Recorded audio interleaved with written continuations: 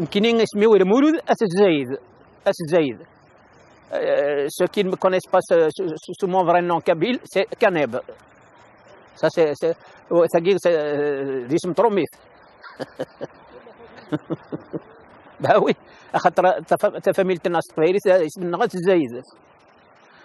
Mais les jeunes Tourés nous connaissent beaucoup plus sur le nom français plutôt que sur le nom kabyle. Ben moi j'ai fait mes petites études toutes petites aux Ouadia. Et puis en 1963, Smith Frère Guerra, le 11 mars 63, j'ai travaillé quelque temps chez Au Beau Marché. Et puis bon, voilà, je suis retourné quelque temps au pays. Je suis resté quelque temps au Ghairad. Alors pendant les quelques temps, j'ai travaillé au bureau pourriture. Et puis je suis resté 2 ans.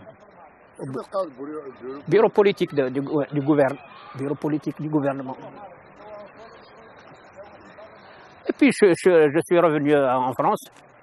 Et c'est là que certains gens comme De Chavannes, que je connaissais déjà, puisque je l'ai rejoint au 126 rue de Courbe. C'est là qu'on habitait au 126 avec d'autres.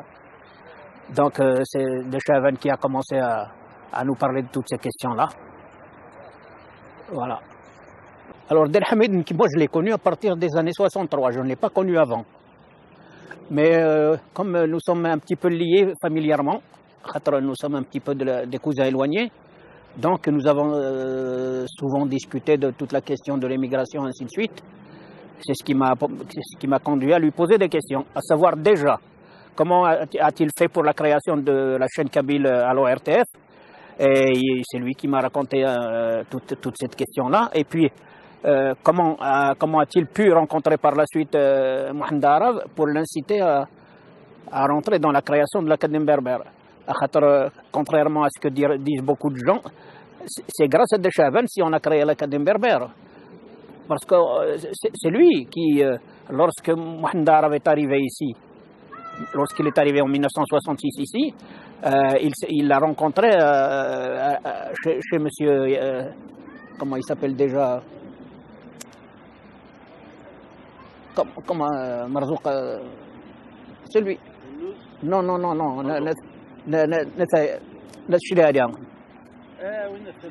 Latrous, voilà. Alors, il l'a rencontré dans un hôtel, Latrous Yahya. Mohamed Arab, déjà à l'époque, aux années 20, 25, 30, ils nous ont l'Algérie libre aux Ouadia, le journal L'Algérie libre aux Ouadia. Ils le vendaient déjà, Dina. Et puis, lorsqu'il a pris contact avec Hamid, ils se sont entendus, ils se voyaient souvent. Et c'est là qu'a germé l'idée de l'Académie berbère. Alors, automatiquement, De Chavannes, il connaissait d'autres Algériens intellectuels d'Agui. Il connaissait Hanouz, Mouassed Anouz. Il a connu Amr Naroun, Cheikh Mohamed Mqran. Alors c'est là qu'il a présenté Mohamed Arab, ils ont commencé à discuter entre eux pour la création d'une académie berbère. Voilà en gros. Mais cette académie berbère, elle était conçue uniquement pour s'occuper de la question de la culture et de la langue. C'est là qu'il y a eu un début de division par la suite de Chavannes et Mohamed Arab. Mohamed Arab et De Chavannes, ils ont dit non, nous ne sommes pas uniquement pour les intellectuels, on doit renouer avec la population, on doit renouer avec la population, on doit incorporer dans cette académie la population. Alors, De Chavannes et Mohamed Arab, ils ont pris contact avec quelques jeunes. Il y avait déjà quelques jeunes têtes de Mohamed Arab. Il y avait 2 de ses cousins, Mohamed Arab, ainsi de suite. Et c'est là 2 ans après, il y a eu une scission entre les anciens académiciens et la nouvelle académie qui a été créée en 1969. Voilà. La première académie a été créée en quelle année? En 67. En 67. Oui. D'accord. Qu'est-ce qui a changé entre la première et la deuxième académie? La première académie. La première académie, c'était que des intellectuels. Ils étaient à peu près, en gros, en tout, ils étaient une vingtaine d'intellectuels. Tandis que la prochaine après, c'était la majorité, c'était des travailleurs, comme des taxis, et ainsi de suite. Donc il y avait une différence. Il y avait disons une rupture entre la première et la deuxième académie à cause de ça. Il y a une rupture. Parce que la première académie, c'était à vocation uniquement intellectuelle, tandis que la prochaine, la majorité des adhérents, c'était des travailleurs. Voilà ce qu'il y a eu. Pourquoi il y a eu rupture, comment se fait-il qu'il y a eu rupture. Et Hamid, il était quoi dans l'Académie berbère? Le Hamid, au départ, il était le trésorier adjoint. Trésorier adjoint. Voilà. Donc c'était son rôle dans la création de l'Académie berbère, il a fait quoi? Son rôle, c'est l'instigateur. C'est l'instigateur, puisque c'est lui qui avait déjà l'expérience de la radio, l'expérience d'une chaîne de télévision, ainsi de suite. Puisque lui, il avait déjà créé la chaîne Kabyle en 1955. Comment il a créé la chaîne Kabyle en 1955? Ça, je ne peux pas en parler beaucoup. Je n'étais pas là. Moi, en 1955, moi j'étais au pays. Je n'étais pas là et puis j'avoue que je ne me suis pas vraiment intéressé à cette question-là.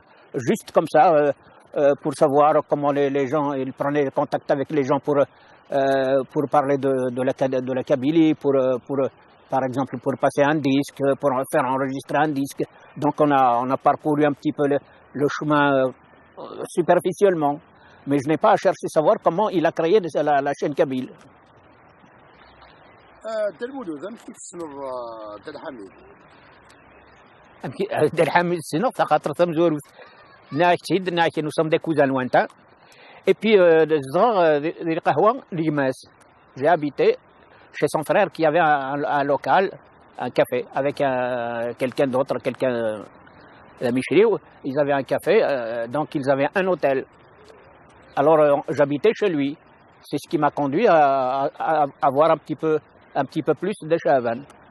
Menkini, de Chavan, je le voyais je le voyais un peu plus souvent, parce que nous sommes liés par la création de l'Académie berbère, et puis nous sommes des cousins, donc on est appelés à se voir presque tous les jours. Et ça a duré quelques années comme ça. Ce qui fait que on parlait un petit peu parfois de la façon de comment il a créé la chaîne Kabyle.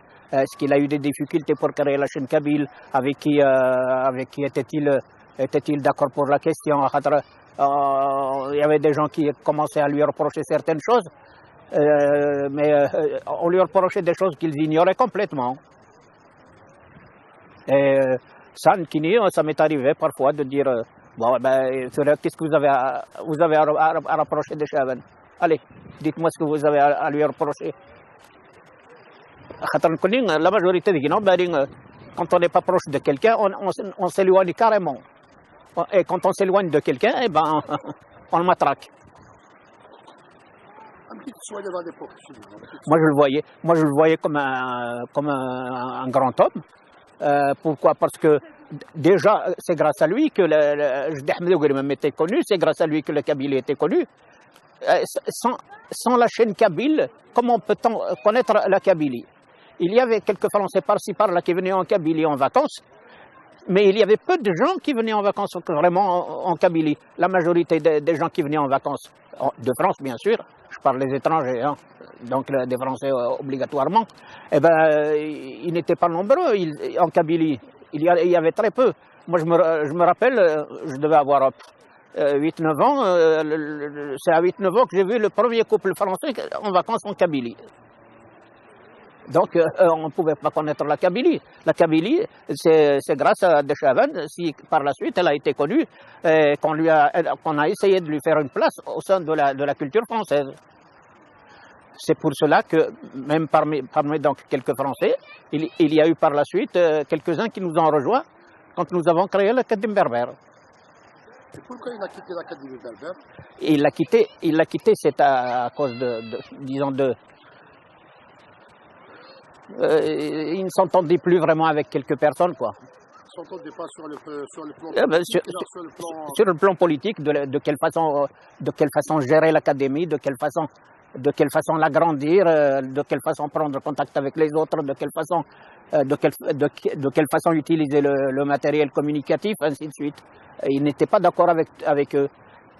Il y en a qui l'académie, lorsqu'on plaisantait entre nous, il y avait des gens qui disaient donnez-nous des armes, assez de par l'autre, il faut nous donner des armes. On me l'a dit plusieurs fois dans les cafés, assez de par l'autre, il faut nous donner des armes. Et moi, nous étions pour le mouvement pacifique. On ne voulait pas d'armes, on ne voulait pas de la violence. On était pour le mouvement pacifique. Comment veux-tu que je leur donne des armes? C'est vrai, il y avait des gens qui attendaient, ils attendaient la violence pour répondre à la violence. Mais c'est des agitateurs, j'en ai connu quelques-uns, c'est des agitateurs. Mais c'est pas réellement, c'est pas la position de l'Académie berbère, c'est pas la position des dirigeants de l'Académie berbère. C'est la position de certains, c'est la position de certains militants, un point final. C'était pas la direction de l'Académie qui préconisait quoi que ce soit, absolument pas. C'était quelques jeunes qui étaient un petit peu des agitateurs. Bon, ben on ne pouvait pas les empêcher puisque nous sommes pour le mouvement pacifique. Donc on leur répète que nous sommes des pacifiques, nous ne sommes pas des violents. Si vous voulez chercher de la violence, vous allez ailleurs. On n'est pas d'accord avec la violence. Et Dahamid, avec la relation qu'il avait avec Slimane Azem. Ah oui, c'était des amis, de grands amis. C'était de très grands amis. Ah oui, ils étaient vraiment des amis. Il les a connus tous les deux. Dahamid, il les a connus tous les deux. Ils étaient des amis. Amir Hasnaoui, Slimane Azem. Hasnaoui, il a veillé de Chaban. Lorsqu'il est décédé de Harmarbi, il a veillé plusieurs jours. Il arrivait le matin à 9h à l'hôpital et il restait coincé là jusqu'au moment où il fallait aller déjeuner. Pendant des jours et des jours. Ah oui, oui. Ben, c'est normal parce que Hamid, il était vénéré dans un certain coin. Surtout au niveau des artistes, ils l'ont connu. Qui est-ce qui a diffusé la culture berbère? Qui est-ce qui a permis aux artistes de s'épanouir dans leur savoir, dans leur mouvement? C'est de Chaban. C'est lui qui les a fait connaître en passant des chansons à la chaîne 3. Donc il lui était reconnaissant et puis quand on connaît l'homme, automatiquement on lui voue une vénération. Ça s'appelle la chaîne 3, chaîne 3. Chaîne 3, voilà. L'ORTF. C'est lui le premier animateur en France. La radiophonie. Et après, j'ai lu quelque part qu'il a consacré un peu de son temps à rendre visite aux prisonniers dans... Oui, mais ça c'est pendant la guerre d'Algérie. Ça c'est pendant la guerre, aux années 60-61. Oui, c'est là qu'il a commencé à s'intéresser aux gens qui faisaient de la prison. Parce qu'il y avait d'autres, comme je l'ai dit tout à l'heure, il y avait des gens qui formulaient des accusations contre lui et ainsi de suite. Et il voulait leur démontrer que c'était faux, complètement faux. Alors il allait rendre visite aux gens dans les prisons. Des accusations dans quel...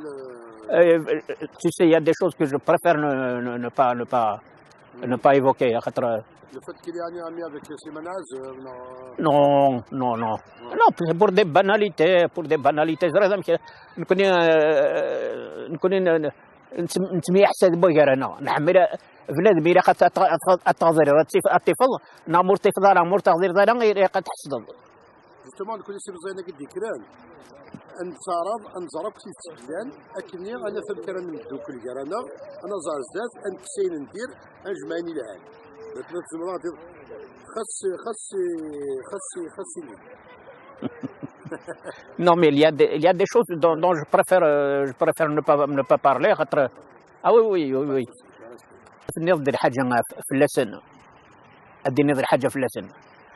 Ils ont toujours tendance à retourner la question qu'on pose, l'expression qu'on donne, ils ont tendance à retourner ça, à devenir une accusation. Donc, اتصل غاشي سيني دينير par exemple de Chavan يخدم مكان رجع. Il y a des gens qui vont croire que je retourne les accusations. Or pour moi je suis neutre, je raconte ce que je sais, c'est tout. Je préfère rester neutre. Je voudrais poser une question. Bien sûr. Le fait que Hamid il يخدم في الراديو إيروميا استقبالي الغاشي وسقانا بليدات فرنسا نغ سينكا نغ شادين لا فولاك. Justement, la question n'est pas là. La question est que de Chavan, à partir du moment où il y a la radio, il y a déjà une idée qui a été lancée. Si on a accepté de lui donner un poste comme celui-ci, c'est parce que c'est déjà qu'il est coupable de quelque chose. C'est parce que il travaille déjà avec eux pour autre chose. Donc il y a eu des gens qui ont lancé des accusations à dire voyez de Chavan هذيك الصبح هذيك كاس شرب هذيك كثيرف تبع سيلاوين alors que donc automatiquement c'est une accusation de trahison. Et il y a des gens de sa propre famille qui soutenaient cela. Il y avait des gens qui l'accusaient, qui soutenaient cela. Par jalousie, parce qu'ils ont certainement de la jalousie.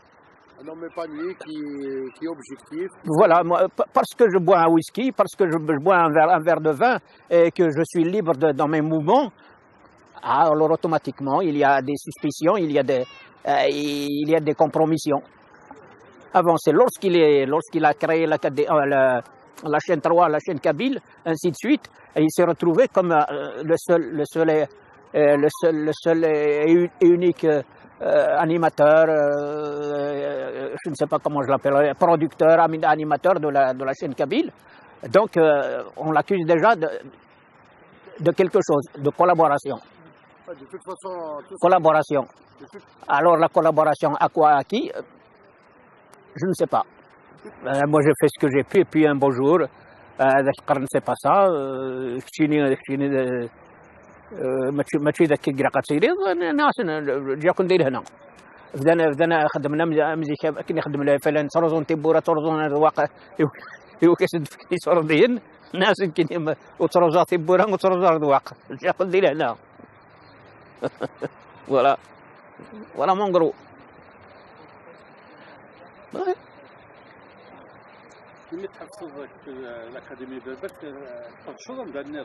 Ah, bien sûr. Oh non.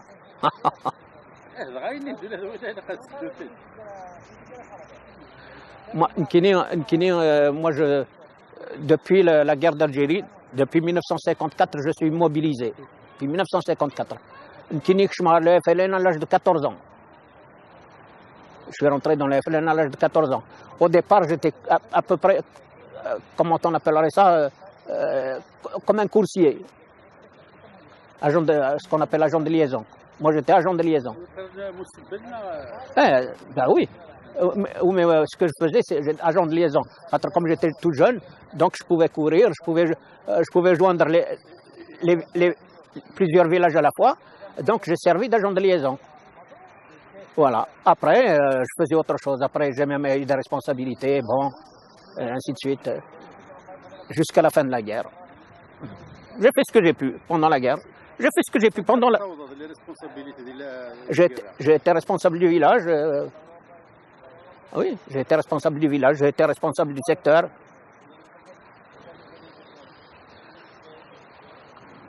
J'ai fait ce que j'ai pu. J'ai fait mon devoir, point final. Zaguin, ici en France. Oui, je connaissais Mohamed Dakri, je connaissais Abdel Hafid, je connaissais tous les responsables qui étaient là. Il y avait Mohamed Dakri dont on parlait tout à l'heure, Mohamed Dakri. Ouais. C'était eux les responsables de... On s'est réunis plusieurs fois rue de l'Ancrier, on s'est réunis quelques fois et une salle à côté de le Druy Rollin là. نسال دريرو العام. يا حميد نتسال في القصص كي يافي ريلاسيون ولا شي شيء؟ نو نو نو نو نو الحميد لا FFS non. Pas avec De Chavannes, je ne parlais pas du FFS. Quand on se voyait, on buvait un coup, on buvait un café, on parlait de la question kabyle, ainsi de suite, de la guerre d'Algérie, mais pas du FFS. Donc, nous n'avons pas abordé ce combat clandestin, même le combat du FFS, c'était un combat clandestin. Clandestin, non, mais on n'était pas autorisé sur le sol français. On était toléré, mais pas autorisé. Eh oui. Comment vous voyez l'Algérie et la France d'Hamid? Comment vous voyez l'indépendance? Lui, question Yagin, il n'y a pas d'ambiguïté chez lui. Il était français, un point final. Ça ne veut pas dire qu'il a oublié qui il était, d'où il venait, non, pas du tout. Il est kabyle, il n'y a aucun doute là-dessus. Mais il était kabyle, français, comme la majorité d'aujourd'hui. Aujourd'hui, il y a beaucoup de binationaux qui ont cette mentalité-là. Je suis français, je suis kabyle, mais je suis français. C'est comme ça, il n'y a pas d'ambiguïté là-dessus. Est-ce que est-ce que le PPMTLD Non. Non. Parce que comme il était Slimane Azem, il était au PPA. Oui. Est-ce que Non, parce qu'ils ne se connaissaient pas Slimane Azem avant. Zeki Musenar et Slimane Azem. C'est à partir des années 63-64 qu'ils se sont connus Slimane Azem. Je parle de vraie connaissance. Parce qu'entendre parler quelqu'un, en le rencontrer dans Hadja, c'est rien.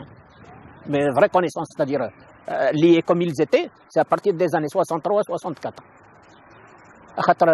Slimane Azem, Hsnaoui, ainsi de suite. Pendant toute la guerre d'Algérie, ils ont raccroché leurs instruments de musique et ils n'ont pas joué. Ils n'ont pas joué de musique. Hsnaoui, 54, il a raccroché sa guitare jusqu'en 63, jusqu'à la fin de la guerre.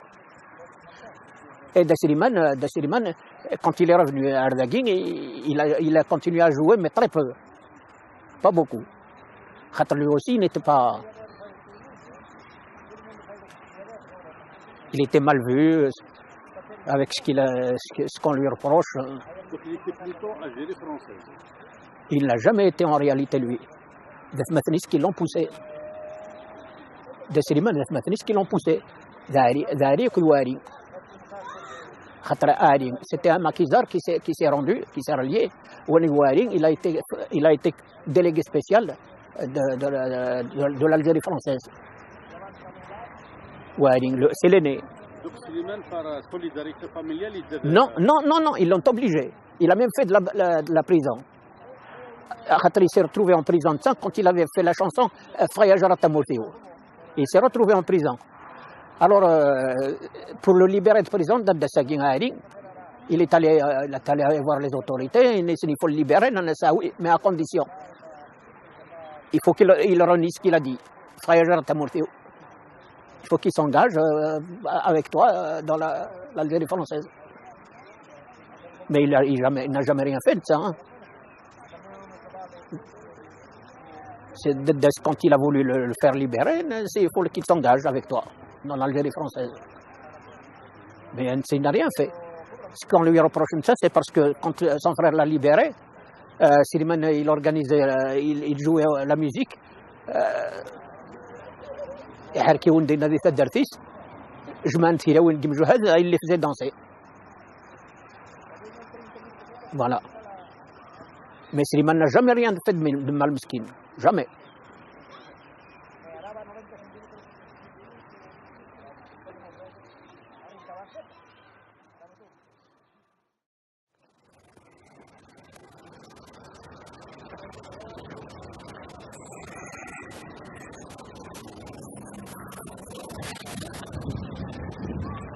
Le 18 juillet 63, j'ai atterri au 126 sur le courbe. Le 126 sur le courbe, vous voyez, il appartenait à Arab Al-Khouray, le Hussein Amishi, à place de la Forbissé. Bon, qui ne suis pas resté longtemps là, il y avait Amar Samer, il y avait Chini, il y avait Mehdi Ibrahim, il est toujours vivant, enfin, de Gasouria. C'est après que j'ai déménagé au rue Fondari, 69 rue Fondari, le 15e arrondissement. Et tout de suite, le travail apparaît, c'est le beau marché. À l'époque, c'est bizarre. Le premier travail, le premier embauche, c'est le beau marché. Alors, c'est là, c'est beau marché. Et comme par hasard, je fréquentais toujours le 52 rue Karouan-Hiver. C'est Mohassarzo, il avait un café, hôtel, un restaurant, 52 rue Karouan-Hiver, à Kamouloud. Je suis à Chine. Voilà. Alors, Zina, Dahamid, Sahmar B, il fréquentait ce café-là. Beaucoup. Beaucoup ce café-là que le 126 sur le courbe. Où on va avancer. Khouyas.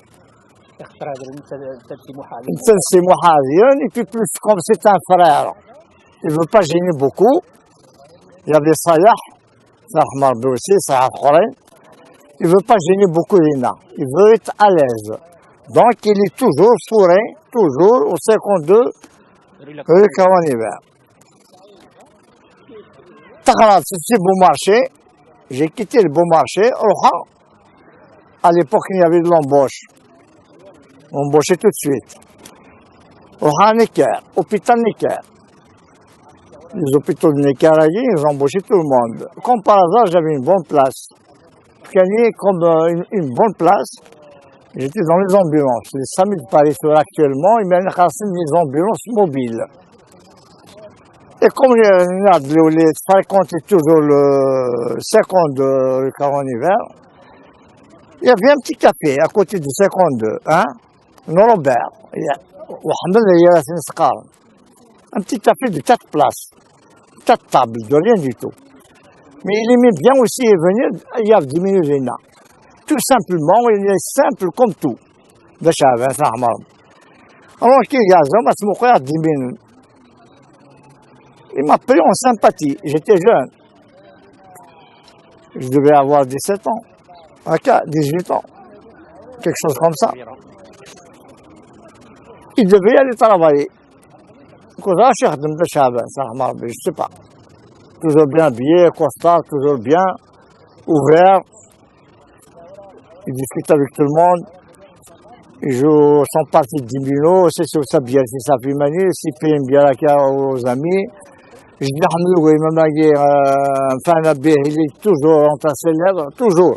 Ah oui, c'est quelqu'un qui est voilà. Alors il m'a invité. Il dit, non, je travaille pas, je travaille un hectare, j'ai arrêté. Ça y est, je suis de repos.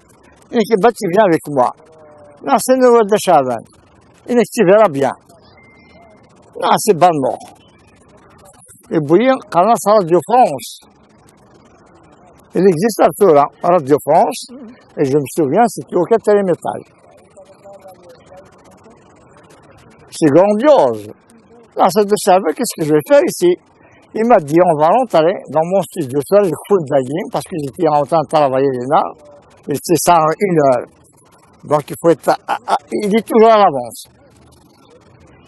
Afrand, ces Akhayni, ils lui ont laissé le studio libre. إيش مرة هاي إنك يسلمي يكون في وضعيات أنجح حبيبي الكون بارتو أنجح هو راك ما صادق وضعين ثاني ولا بصراحة جاهزين وكل في جميع وبعدين كالجس بوايا alors c'est là qu'il a su بلي كالجس بوايا et je connais bien ce voyage plus que lui et tu connais flan moi je le connais pas j'entends que parler il était content comme tout. Alors, son truc à lui, Mayawal, il ouvre le micro-nez, Ajdi Hamdou lui-même, et Slimane Azem. Toujours le premier CD, c'était des disques. Des disques à l'époque, il n'y avait pas de cassette. Et met quelques morceaux de Slimane Azem. 33 tours. 33 tours. Après, il y a un petit moment. Après, il y a des هضر تيجمع أسبوعية يهضر في قبايل يهضر في البربريز يهضر نكون قبايل نكون كاين il remet le disque de Slimane. Alors là, je lui pose la question, c'est de Hamid, mais facile, bien sûr. Là, c'est de Hamid. Comment, une question de Slimane. Comment tu le connais? Quand on s'abonne, Garan, ou Aguina Savoya. Qui je le connais, c'est un ami. Mais là, c'est qui n'est pas un ami, Slimane Azem. Là, c'est mon cousin. Carrément. Des mots de Zara, d'origine, Bouni Garan, Nasouaï, Bouni Garan. D'ailleurs, première génération en Kenya. Il n'est pas bon. Et qu'on va discuter ça, le cœur en hiver. Nous avons dormi le cœur en hiver. Comme par hasard, bon, on s'est revu le cœur en hiver, il explique-moi l'histoire de un vidéohas de Gounigaran pour Darvigimia. Alors, c'est un parcours, c'est un grand parcours. On a fait des chalons, on va rester un an, peut-être qu'on a baissé le fond. Il y a que non, deux mots kanaki, je vais comprendre. Non, c'est ma grand-mère, Gounigaran, qui s'est mariée, c'est bout de Sinouara, Syrie. Et ils sont mariés là-bas, après voilà l'histoire, etc. Et je suis né à Yeri. 15 jours après. 15 jours, 20 jours. Je ne peux pas justifier à peu près un jour près. Et le roi de Slimane Azem, c'est Montauban.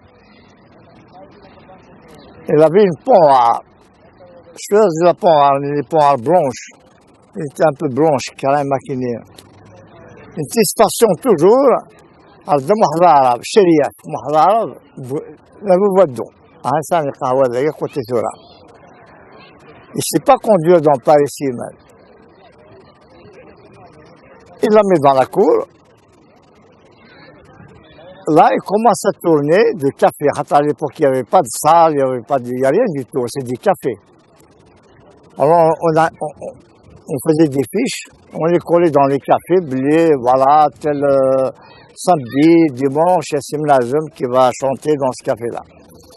Alors c'est Hamid qui m'a appris ça. Il m'a dit, tu veux voir Slimane Azem? Oui. Il dit que, bon, 228 heures, j'avais, d'accord, on va y aller. Non.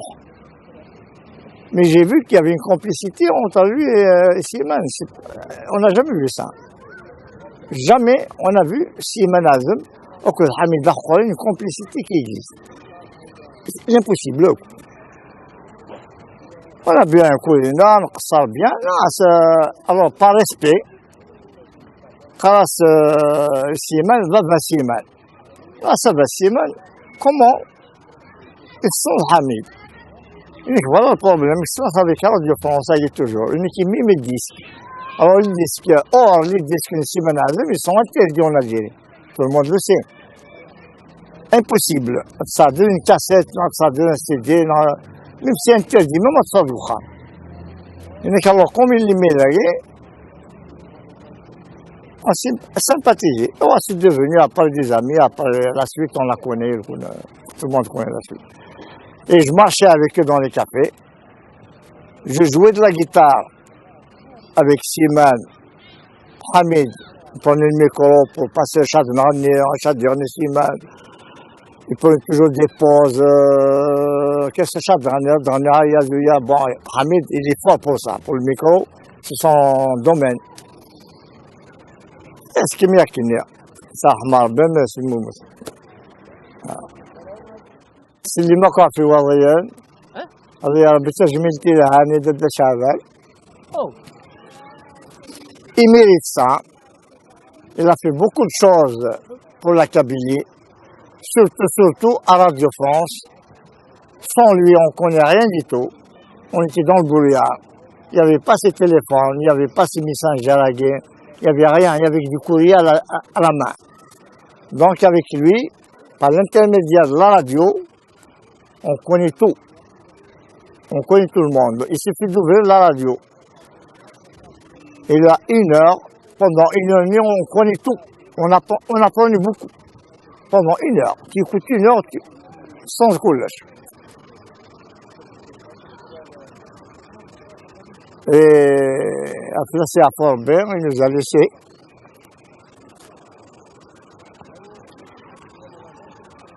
Quelque chose qui ne se termine pas. إنسان ضد السيمان، هنا أحمر بي.